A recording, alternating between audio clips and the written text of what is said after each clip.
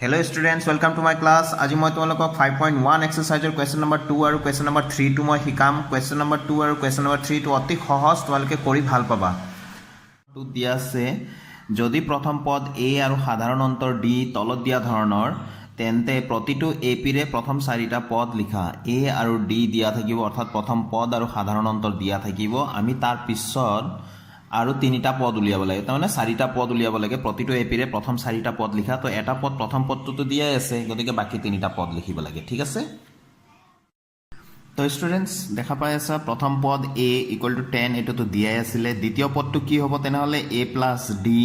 আমাৰ ফৰ্মুলা আছিলে। তো তৃতীয় পদ কি হ'ব a প্লাছ 3d, চতুৰ্থ পদ কি হ'ব a প্লাছ 3d, তৃতীয় পদটো a প্লাছ 2d আৰু চতুৰ্থ পদটো a প্লাছ 3d। আমি ভালকৈ লক্ষ্য কৰিলে দেখা পাওঁ প্ৰথম পদত অকল a, দ্বিতীয় পদত a আৰু এটা d প্লাছ কৰিম, তৃতীয় পদত a আৰু দুটা d, তৃতীয় 3 নম্বৰ পদ d থাকিব দুটা, প্ৰথম পদ আৰু দুটা d আমি প্লাছ কৰিম। d আছিলে সাধাৰণ অন্তৰ। চতুৰ্থ পদত ঠিক সেইধৰণে a প্ৰথম পদটোতো প্লাছ কৰিমেই, লগতে চতুৰ্থ পদ চাৰিটা পদ আছে, গতিকে তিনিটা পদ লগাই আমি প্লাছ কৰি দিম। এইকেইটা হ'ল এনেকুৱা ধৰণে ফৰ্মুলা। তেনেকৈ দশম পদটো কিমান হ'ব a প্লাছ 9d, নহয়? তো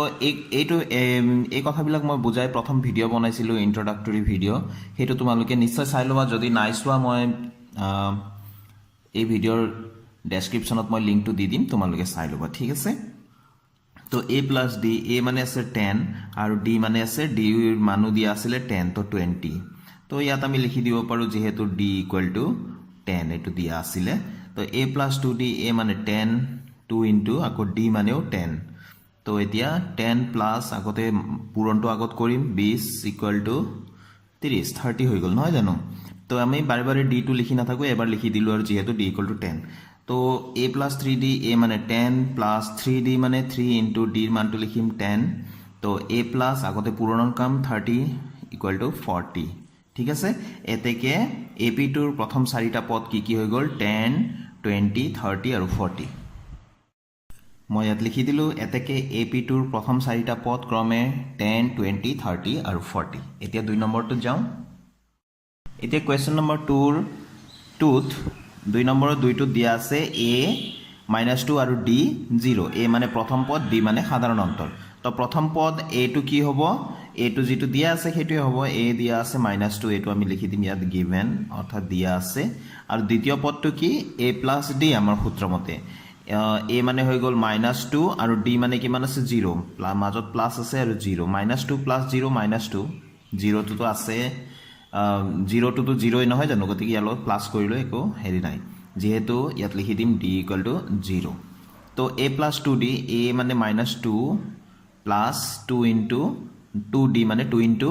ডিৰ ভেলুটো আমি লিখি দিম 0। তো ইয়াতো আমি কি পাম, -2 পূৰণ কৰিলে আমি কি পাম, 2 × 0 আৰু -2 হ'ব। তো তৃতীয় পদটো হৈ গ'ল, চতুৰ্থ পদটো কি -2 plus 3 into 0 equal to -2 plus 3 0 0 -2। Ultimately গোটেইকেইটা আমাৰ পদ কি ওলাল, -2 -2 -2 -2, ঠিক আছে। এতেকে আমি ইয়াত লিখি দিম এ পিটোৰ প্ৰথম চাৰিটা পদ ক্ৰমে -2 -2 -2 -2, ঠিক আছে। এতিয়া আমি 3 নম্বৰলৈ যাওঁ। তো 3 নম্বৰটো দিয়া আছে a4 আৰু d দিয়া আছে -3। তো প্ৰথম পদ অৰ্থাৎ a দিয়া আছে 4, সেইটো আমি লিখি দিম এতিয়া ইয়াতে গিভেন বুলি লিখিম, ঠিক আছে। আৰু দ্বিতীয় পদটো a প্লাছ d হয়, ফৰ্মুলা মতে a প্লাছ a মানে 4 প্লাছ d মানে কিমান আছে -3। তো -3 দুটা চিন একেলগে দেখাত বেয়া হয়, গতিকে ব্ৰেকেট দিম। তো 4 এইটো ব্ৰেকেট খুলিব লাগিব, প্লাছ মাইনাছ খুন্দা লাগিলে মাইনাছ হ'ব। তো 4 পৰা 3 গ'লে 1। তো তৃতীয় পদ মানে কি a প্লাছ 2d, তো a মানে 4 প্লাছ 2 ইনটু d মানে -3, আমি ব্ৰেকেটতে ৰাখিম। তো 4 আৰু প্লাছ আৰু মাইনাছ পূৰণ হ'লে মাইনাছে হ'ব, 2 3 = 6, এইটো ওলোটা মাইনাছ হ'ব -2, ঠিক আছে। তো a প্লাছ এগেইন 3d, চতুৰ্থ পদ মানে a প্লাছ 3d। তো আমাক চাৰিটা পদ উলিয়াব দিছে, প্ৰথম পদটোতো দিয়াই আছে, বাকী তিনিটা পদ আমি হিচাপ কৰি উলিয়াম। তো 4 প্লাছ 3 ইনটু -3, তো ব্ৰেকেট থাকিলে আমি পূৰণ চিনটো নিদিলেও পূৰণেই। তো 4 -3 3 = 9, কাৰণ প্লাছ মাইনাছ মাইনাছ হ'ব, 3 3 = 9। তো 9 - 4 মানে 4 - 9, যিটো ডাঙৰ তাৰ চিনটো থাকিব মাইনাছ, আৰু এইটো কি হ'ব 5, ঠিক আছে। এতেকে AP2 প্ৰথম চাৰিটা পদ 4 1 -2 -5 AP মানে নিশ্চয় বুজি পাইছা সমান্তৰ প্ৰগতি এতিয়া আমি 2 নম্বৰৰ চাৰিটো লৈছো ইয়াত দিয়া আছে a = half d = a = -1 d = half তো প্ৰথম পদ মানে আমি জানো a টো কিমান দিয়া আছে -1 এটো তো দিয়াই আছে তো আমি লিখি দিম দিয়া আছে দ্বিতীয় পদ মানে a + d এতিয়ালৈকে তোমালোকে নিশ্চয় মনত থাকি গৈছে আৰু a মানে -1 + d মানে আছে half তো এটা প্লাস এটা মাইনাস থাকিলে সদায় বিয়োগ কৰিম 1 ৰ পৰা এটা গোটাৰ পৰা আধা বিয়োগ কৰিলে আধাই থাকিব 1 ডাঙৰ নে আধা ডাঙৰ 1 মানে গোটাটো ডাঙৰ গতিকে তাৰে চিনটো যেটো ডাঙৰ তাৰে চিনটো আমাৰ থাকে যে 1 টো ডাঙৰ মাইনাস চিন আছে তো মাইনাস চিনটো থাকিব ঠিক আছে তৃতীয় পদ মানে a + 2d তো a মানে -1 + 2 * d মানে হাফ তো এই দুই কটা গ'ল থাকি গ'ল -1 + 1 = 0 চতুৰ্থ পদ মানে a + 3d তো a টো হৈ গ'ল -1 + 3 * d মানে আছে হাফ তো আগতে পূৰণৰ কাম কৰিম -1 প্লাস তো গোটা সংখ্যাটো সদায় লবৰ লগতে পূৰণ হ'ব 3 × 3/2 এটো আমি লসাগু ল'ব লাগিব এতিয়া দুইটোৱে লসাগু হ'ব কাৰণ দুইটোৱে আমি হৰত আছে তো গোটা সংখ্যাৰ লগত লসাগুটো পূৰণ হ'ব -2 × 2 প্লাস নিজৰে লসাগু থাকিলে ওপৰত যি আছে ডাইৰেক্ট বহি যাব তো আমাৰ পালো -2 + 3 এটা মাইনাস এটা প্লাস হলে আমি কি কৰিম বিয়োগে কৰিম তো 3 ৰ পৰা 2 গ'ল 1 আৰু তলত 2 আছে কি চিন হ'ব যোগ চিন হ'ব কিয়নো 3 ডাঙৰ তাৰে চিনটো থাকিব আৰু যোগ চিনটো আমি এটা সংখ্যা থাকিলে নিদিলেও হ'ব নহয় জানো গতিকে আমাৰ এইখিনি হৈ গ'ল চাৰিটা পদ এতেকে আমি লিখি দিম ইয়াতে চাৰিটা পদ লিখি দিলো AP2 ৰ প্ৰথম চাৰিটা পদ বা চাৰিটা পদ ক্ৰমে -1 হাফ 0 আৰু হাফ এতিয়া আমি নেক্সটত যাওঁ তো ইয়াত দিয়া আছে a = -1.25 d = -0.25 দিয়া আছে তো দুইটাতে মাইনাস দিয়া আছে মন কৰিবা তো প্ৰথম পদ a টো কিমান আমি লিখি দিম -1.25 যেটো দিয়া আছে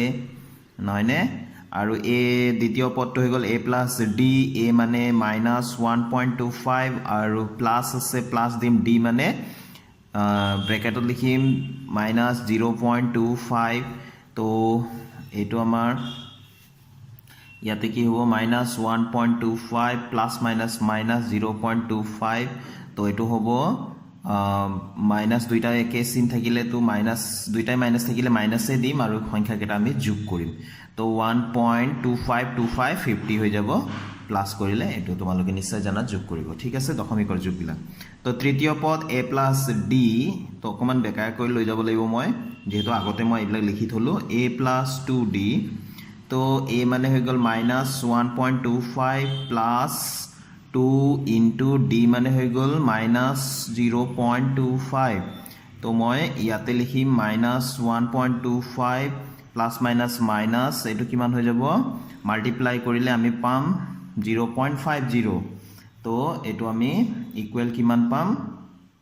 মাইনাস মাইনাস তো মাইনাসে হ'ব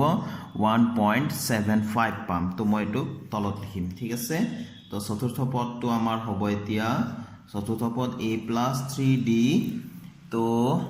a মানে হৈ গ'ল -1.25 প্লাস 3 d মানে 0.25 মই মাইনাসটো পাহৰি গলো ইয়াতে মাইনাস দিব লাগিব তো এটো ইনটু তো -1.25 প্লাস মাইনাস মাইনাস আৰু 25 আৰু 3 মাল্টিপ্লাই কৰিলে 75 হ'ব পয়েন্ট আছে আমি দুটা দিব লাগিব 0 তাৰ পিছত এটো আমি দুইটা একে চিন আছে তো মাইনাস কিমান হ'ব এটো হৈ যাব এটো আমি প্লাস কৰিলে দশমিকৰ যোগ বিয়োগ নিশ্চয় জানা তোমালোকে তো মই এটো দুইটা যেহেতু একে চিন আছে যোগ কৰিব লাগিব গতিকে মই যোগ কৰিম এটো মই দেখাই দি আছো দশমিকৰ তলত দশমিক আমি লিখিব লাগে যোগ বিয়োগত নহয় জানো এটো বিয়োগ চিন আছে দুইটা একে চিন থাকিলে সদায় আমি যোগ কৰিম বিয়োগ চিন থাকিলে বিয়োগটো আমি দিম আনসাৰত ঠিক আছে তো আমি পাছে পাছে যোগ বিয়োগত আমি কি মনত ৰাখিব লাগিব দশমিকৰ তলত দশমিক লিখিব লাগিব পাছে পাছে 10 ৰ 0 7 2 9 1 10 ৰ 0 7 গল 1 1 1 2 আৰু দশমিকৰ তলে তলে দশমিক 2.00 বা অনলি 2 লিখিলে হ'ব তো মই লিখি দিলো AP2 ৰ প্ৰথম চাৰিটা পদ -1.25 -1.50 -1.75 -2.00 ঠিক আছে এইকেইটা হল আমাৰ কোৱেশ্চন নম্বৰ 2 ৰ গোটেইখিনিৰ সলিউশন তো এতিয়া আমি কুৱেশ্যন নম্বৰ 3 টো লৈছো 5.1 এক্সাৰসাইজৰ দিয়া আছে তলত দিয়া সমান্তৰ প্ৰগতিৰ প্ৰথম পদ আৰু সাধাৰণ অন্তৰ নিৰ্ণয় কৰা এনেকুৱাকৈ চাৰিটা আছে আমি চাৰিটা ফটাফট কৰি দিম একেবাৰে সহজ এইবিলাক তো কুৱেশ্যন নম্বৰ 3 ৰ 1 দিয়া আছে 3 1 -1 -3 একেটা সমান্তৰ প্ৰগতিত আছে বুলি কৈছে সমান্তৰ প্ৰগতিত আগত কুৱেশ্যনটো এপি বুলি কৈছিলে ইয়াত সমান্তৰ প্ৰগতি বুলি কৈছিলে একে কথা এপি মানে শৰ্ট ফৰ্মত সমান্তৰ প্ৰগতিক আমি এপি বুলি ক'লে বুজি পাব লাগে যে এটো সমান্তৰ প্ৰগতি এৰিথমেটিক প্ৰগ্ৰেছনৰ পৰা এ টু লোৱা হৈছে আৰু প্ৰগ্ৰেছনৰ পৰা পি টু লোৱা হৈছে ঠিক আছে তো ঠিক আছে ইয়াতে এতিয়া মই লিখি ললো প্ৰথম পদ এ এটো কি প্ৰথম যেটো আছে হেটোই প্ৰথম পদ আৰু সাধাৰণ অন্তৰ অৰ্থাৎ ডি টু কি হ'ব ইয়াতে দ্বিতীয় পদৰ পৰা যেহেতু এটো এই তালিকাটো এপিত আছে বুলিয়ে কৈছে সমান্তৰ প্ৰগতিত আছে গতিকে দ্বিতীয় পদৰ পৰা প্ৰথম পদটো মাইনাস কৰিলে হ'ল প্ৰথমৰ পৰা দ্বিতীয়টো নহয় কিন্তু দ্বিতীয় পদৰ পৰা প্ৰথমটো মাইনাস কৰিম তো 1 - 3 তো কিমান হ'ব নিশ্চয় এটো -2 হ'ব এইটো হৈ গ'ল প্ৰথম পদ আৰু সাধাৰণ অন্তৰ এই সমান্তৰ প্ৰগতিটোৰ ঠিক আছে তো এতিয়া ইয়াৰ পিছৰ পৰা পিছৰ কুৱেশ্যন নম্বৰ 2 3 4 একেটাত মই অকল প্ৰথম পদে শব্দৰে লিখি নাথাকো কেৱল এ আৰু ডি লিখিম ঠিক আছে তো নেক্সট ললো -5 -1 3 7 কমা ডট ডট এনেকৈ দিয়া আছে ইয়াতে প্ৰথম পদ অৰ্থাৎ এ টু কিমান হ'ব -5 আৰু ডি মানে কিমান বুলি কৈছিলো দ্বিতীয় পদৰ পৰা মানে পিছৰ পদটোৰ পৰা তাৰ আগৰটো আমি মাইনাস কৰিব লাগে তো 3 ৰ পৰা 7 ৰ পৰা 3 মাইনাস কৰিলে হ'ব বা দ্বিতীয় পদৰ পৰা প্ৰথম পদ মাইনাস কৰিলে হ'ব 3 ৰ পৰা -1 মাইনাস কৰিলেও হ'ব কথাটো তেনেকৈ মুঠতে পিছৰটোৰ পৰা আগৰটো মাইনাস কৰিব লাগে তো -1 মাইনাস -5 -1 ৰ পৰা -5 টু মাইনাস কৰিম ঠিক আছে তো -1 মাইনাস খুন্দা লাগিলে মানে মুখামুখি হলে মানে পূৰণ হলে এটো প্লাস হৈ যাব 5 তো 5 ৰ পৰা 1 গলে এটো নিশ্চয় 4 তো এটো হৈ গল এতিয়া লৈছো কুৱেশ্যন নম্বৰ 3 ৰ 3 টো 1/3 5/3 9/3 13/3 ডট ডট এনেকৈ দিয়া আছে তো ইয়াত প্ৰথম পদ এ টু কিমান হ'ব যেটো প্ৰথম আছে হেটোই 1/3 নিশ্চয় তোমালোকে সহজ পাইছা নহয় জানো এটো অতি সহজ তো ডি ইকুৱেল আমি কি লিখিব লাগে দ্বিতীয়টোৰ পৰা প্ৰথমটো মাইনাস কৰিম 5/3 -1/3 হৰ বিলাক একে থাকিলে চিন্তা নাই ডাইৰেক্ট লিখি দিলে হ'ল আৰু ওপৰৰ পৰা ওপৰে আমি মাইনাস কৰি দিলে হ'ল 5 ৰ পৰা 1 গলে 4 এইটো হৈ গল আমাৰ প্ৰথম পদ আৰু সাধাৰণ অন্তৰ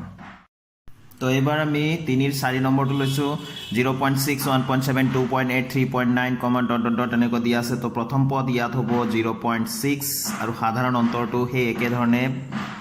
1.7 ৰ পৰা আগৰটো 0.6 টু মাইনাস কৰিলো কিমান হ'ব নিশ্চয় এটো দশমিকৰ আমি মাইনাস প্লাস কৰিব নিশ্চয় জানা 1.7 ৰ পৰা 0.6 মাইনাস কৰিব লাগে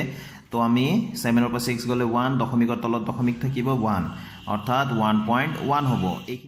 তো আজিৰ ভিডিওটো মই ইয়াতে সামৰিছো আশা কৰো মোৰ ভিডিও ক্লাছবোৰে তোমালোকক ম্যাথ শিকাত সহায় কৰি আছে তোমালোকে মোৰ ভিডিওবোৰ যদি ভাল পোৱা তেনেহলে প্লিজ লাইক এটা কৰি যাবা আৰু শেয়াৰ কৰিবা নিজৰ ফ্ৰেণ্ডছৰ মাজত আৰু মোৰ চেনেলটো যদি তোমালোকে এতিয়াও সাবস্ক্ৰাইব কৰা নাই প্লিজ সাবস্ক্ৰাইব কৰি লবা আৰু নিজৰ ফ্ৰেণ্ডছকো সাবস্ক্ৰাইব কৰাবা যাতে মই সকলো অসমীয়া মাধ্যমৰ ছাত্ৰ ছাত্ৰীকে যাতে সহায় কৰিব পাৰো তো তোমালোকৰ কিবা কোৱেশ্চন থাকিলে কমেন্ট সেকশনৰ জৰিয়তে তোমালোকে কোৱেশ্চনটো কৰিব পাৰিবা তো থ্যাংক ইউ ফৰ ওয়াচিং